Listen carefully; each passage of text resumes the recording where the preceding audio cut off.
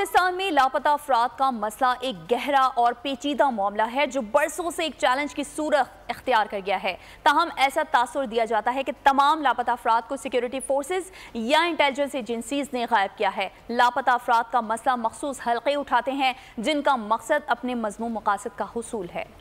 پاکستان میں لاپتہ افراد کی غیر موجودگی کا ذمہ دار کون؟ بین الاقوامی این جی او اور انسانی حقوق کے نام نہاد چیمپئن سیدھا سیکیورٹی اداروں پر انگلی اٹھاتے ہیں جس کا بنیادی مقصد اصل حقائق کی پردہ پوشی ہے۔ کئی مواقع پر دیکھا گیا کہ کوئی شخص قانون کی گرفت سے بچنے کے لیے خود ہی چھپا بیٹھا تھا اور اہل خانہ کو بھی پتہ نہیں۔ ایک اور بڑا مسئلہ لاوارث نعشوں کی شناخت میں درپیش مشکلات ہیں۔ ایزی اور چھیپا کے محتاط اعداد و شمار کے مطابق 2005 سے لے کر اب تک ملک بھر میں صرف ان دو این جی اوز کے ذریعے 35,000 سے زیادہ لاپتہ نعشوں کو دفن کیا جا چکا ہے۔ پاکستان میں لاپتہ افراد کی رپورٹ کے مطابق اگست 2024 تک مجموعی لاپتہ افراد کے 10,311 کیسز رجسٹرڈ ہوئے جن میں سے 8,042 حل کر دیے گئے۔ لاپتہ افراد کے حوالے سے ان حقائق کو جاننے کے مسئلے کی پیچیدگی کو دیکھتے ہوئے حکومت پاکستان نے 2011 میں ایک کمیشن تشکیل دیا۔ اس کمیشن کے باوجود ان میں سے اکثر افراد افغانستان اور ایران میں دہشت گردوں کے ہمراہ کیمپوں میں موجود ہیں۔